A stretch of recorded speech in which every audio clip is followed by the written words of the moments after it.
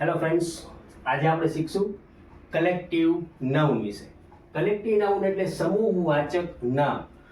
સમૂહવાચક નામ means group of people, place, animal or thing. It is called collective noun. Okay, I have given the definition of collective noun.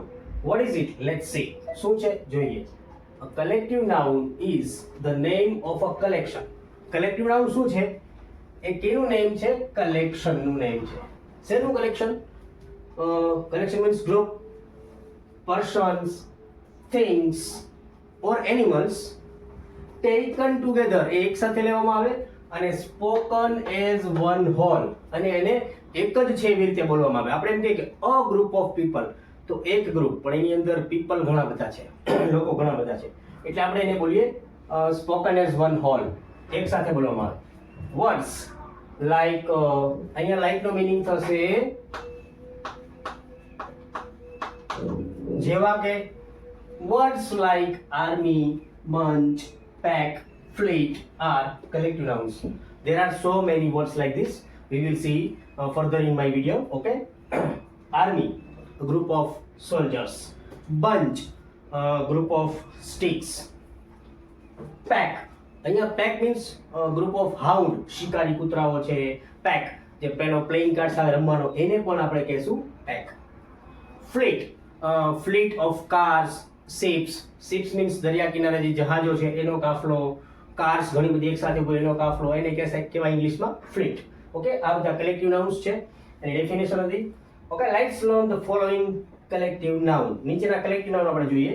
First છે an army or battalion or regiment of soldiers. તો સોલ્જર્સની જે group છે એને army કહેશું, battalion, regiment. Okay. An army of ants, કીડીઓનું ગ્રુપ, એને ઇંગ્લિશમાં કહેવાય આર્મી. તો અહીંયા આર્મી વર્ડ છે આપણે સોલ્જર્સના ગ્રુપ માટે પણ યુઝ કરેલો છે મિત્રો. એવી રીતે એન્ટ્સના ગ્રુપ માટે પણ આપણે આર્મી વર્ડ યુઝ કરેલો છે. Third, a bouquet of flowers, ફૂલોનો સમૂહ. બંચ ઓફ ફ્લાવર્સ પણ કહેવાય, બુકે ઓફ ફ્લાવર્સ પણ કહેવાય. જો આનો સ્પેલિંગ થોડો ડિફરન્ટ છે, BOUQUET, બુકેટ, પણ પ્રોનાઉન્સિએશન કરવાનું છે bouquet. Number 4, a brood of chickens or hens. મરઘીઓ હોય કે મરઘીના બચ્ચા હોય એના ગ્રુપને કહેવાય ઇંગ્લિશમાં brood. Number 5, a bunch of keys, grapes, bananas. આ બધાના ગ્રુપને કહેવાય bunch. Number 6, a bundle of sticks, લાકડીઓનું ગ્રુપ. A colony of ants, frogs. Frog means દેડકાઓ અને કીડીઓ, એના ગ્રુપને કહેવાય કોલોની. તો કીડીઓના ગ્રુપ માટે બે વર્ડ્સ આવ્યા છે, કોલોની છે, આર્મી પણ છે. ઓકે, અને આર્મી છે સોલ્જર્સના ગ્રુપને પણ કહેવાય અને કીડીઓના ગ્રુપને પણ કહેવાય. હવે આગળના એક્ઝામ્પલ આપણે નેક્સ્ટ પેજમાં જોઈએ. Okay, next page. હવે નેક્સ્ટ પેજમાં આવી ગયા છે આપણે. નંબર 8, અ ક્લમ્પ ઓફ ટ્રીઝ, વૃક્ષોનો સમૂહ. ઘણા બધા વૃક્ષો હોય તેને આપણે કહીશું ક્લમ્પ. આ યાદ રાખજો, કોમ્પિટિટિવ એક્ઝામમાં પણ પૂછાઈ શકે છે. જે ગવર્મેન્ટ જોબ માટે પ્રિપેરેશન કરી રહ્યા છે એ લોકોને પણ આ બધા જ વર્ડ્સ આગળના પેજના પણ, બરોબર, આ બધું બહુ કામે લાગશે.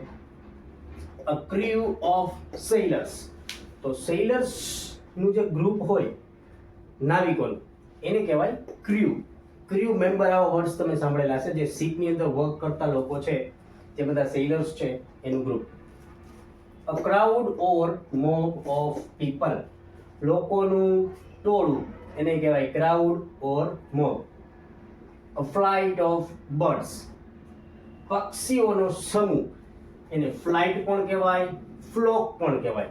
અ flock of sheep birds. Okay, જો અહીંયા છે ને બર્ડ્સ, શીપ, એનો ફ્લોક, સોરી, હા, ફ્લોક ઓફ બર્ડ્સ અને ફ્લાઇટ ઓફ બર્ડ્સ, આ બંને સેમ છે.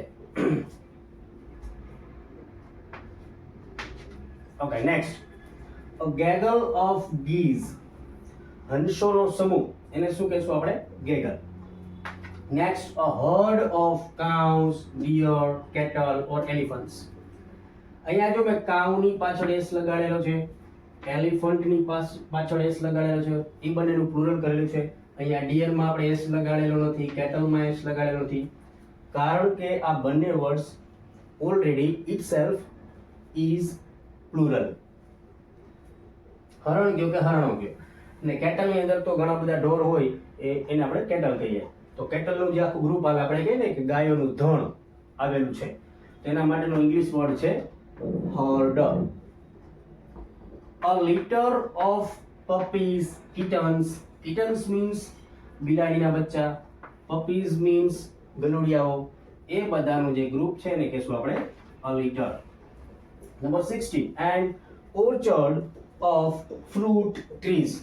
ફળવાળી, જ્યાં એવી વાડી કે જ્યાં ફળોના વૃક્ષો હોય, ફળવાળી, તો એને કહેશું એમ orchard. Number 17, a pride of lions. Group of lions.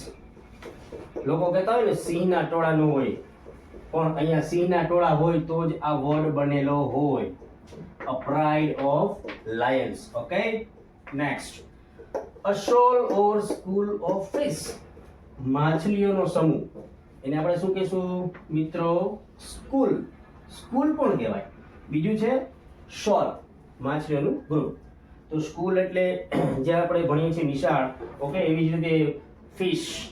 તો અહીંયા જો પણ મેં ફિશનું ફિશિસ કરેલું નથી, કારણ કે fish itself is a plural. હા, ફિશનું પ્લુરલ થાય કેવી રીતે, ક્યારે, એના માટે હું મારા એક વિડીયો છે નેક્સ્ટ સિંગ્યુલર પ્લુરલ, એમાં તમને હું બતાવીશ કે ક્યારે થાય, કેવી રીતે એનું પ્લુરલ થાય. એમાં આપણે ડીપમાં જોઈશું. Number 19, a hive or cluster of bees. માખીઓનું જે ઝુંડ હોય, બરોબર, એને કહીશું cluster or હાઇવ. Number 20, a team of players, oxen and horses. હવે જે હોર્સ હોય, ઘોડાઓ, એનું ગ્રુપ હોય ઓક્શન, બળદો. એક બળદ એને આપણે ઓક્સ કહીએ, પણ વધારે બળદ હોય તો શું કહેવાનું? બળદો. તો બળદો મીન્સ એને પણ આપણે ટીમ કહેશું. ઓકે, અને પ્લેયર્સ, જે બધા પ્લેયર્સ હોય, ખેલાડીઓ, એનું ગ્રુપ, એના માટે પણ વર્ડ છે ટીમ. હવે આપણે થર્ડ પેજમાં જઈએ. તો મિત્રો હવે આપણે આવી ગયા છીએ પેજ નંબર 3 ઉપર. એક્સરસાઇઝ આપેલી છે કે આપણે તમે કલેક્ટિવ નાઉન્સ કેવું સ્ટડી કરેલું છે, તો તમે આનો સ્ક્રીનશોટ લઈ અને આન્સર તમે આપી શકો છો. One has been done for you, એક તમારા માટે કરેલું છે. પહેલા તો ઇન્સ્ટ્રક્શન રીડ કરી લઈએ. Match the following collective nouns with the common nouns and write them in the blanks. એટલે અહીંયા જે તમને નાઉન આપેલા છે, કલેક્ટિવ નાઉન છે આ બધા. એ કલેક્ટિવ નાઉનને તમારે કોની સાથે મેચ કરવાના છે? તો કે કોમન નાઉન. આ બધા કોમન નાઉન છે. આપણે કોમન નાઉન સ્ટડી કરીએ ને, sorry. One has been done for you પહેલું છે કે ભાઈ જ્યુરી. તો આમાંથી જોવાનું જ્યુરીમાં કયું આવશે, બરોબર. આગળ આપણે સ્ટડી કર્યું એમાં જ્યુરી, પીવર, ગેંગ એ આપેલા નથી, આપેલા 3. એ એક્સ્ટ્રા છે, તમારે જોવાનું છે. જ્યુરી, તો one has been done for you a jury of જજીસ. તો આમાં જજીસ, તો જજીસનું જે ગ્રુપ હોય એને આપણે કહેશું a jury. Okay, next quiver. તો ક્વીવર એટલે શું થાય? તો ક્વીવર એટલે એરો, તીર, તીરનું ગ્રુપ, સમૂહ. ઓકે, આખો એક બંચ પણ કહીએ. તો ક્વીવર, એરો, યસ, હિયર. તો અહીંયા તમારે લખવાનું a quiver of arrows. તો સેકન્ડ તમારે લખવાનું થશે અહીંયા.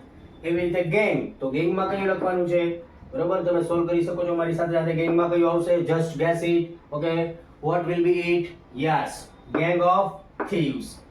thief એટલે ચોર થાય, તો એનું પ્લુરલ thieves છે. આપણે સિંગ્યુલર પ્લુરલમાં સ્ટડી કરશું કે thief નું thieves કેવી રીતે થયું. ઓકે, એ બધું. Next team.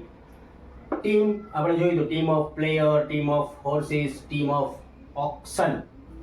ઓકે, તો અહીંયા શું છે? એમાંથી horses. Team of a team of horses અહીંયા આવશે. Okay, next number 5, flock. ફ્લોકમાં કયું આવશે? Yes, flock of birds. Shoal અને સ્કૂલ, આ બે વર્ડ્સ હતા. there were 2 words which are used for a group of fish. Okay, so shoal means a shoal of fish. Where is fish? Here it is. a shoal of fish. Next, herd. A herd of, yes, elephants, deer, cows. આના માટે cattle, એના માટે આપણે herd word use કરતા હતા. Bouquet. Bouquet of flowers, bunch of flowers. Pride of lions and swarm of, yes, mosquitoes. Okay, તો આ બધા તમારા માટે એક્સરસાઇઝ માટે આપેલા હતા અને આ સ્ટાર્ટ થઈ ત્યારે તમે સ્ક્રીનશોટ પાડીને આની એક્સરસાઇઝ કરી શકો છો.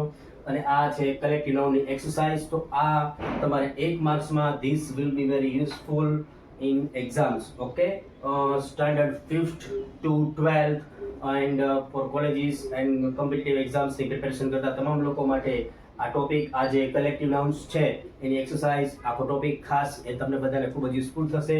જો તમને મારો આ વિડીયો પસંદ આવ્યો હોય, તમને આમાંથી કંઈક નવું શીખવા મળ્યું હોય તો મારા વિડીયોને જરૂરથી લાઇક કરજો, શેર કરજો અને હા, સબસ્ક્રાઇબ કરવાનું ભૂલતા નહીં. ઓકે, જય હિન્દ, જય ભારત.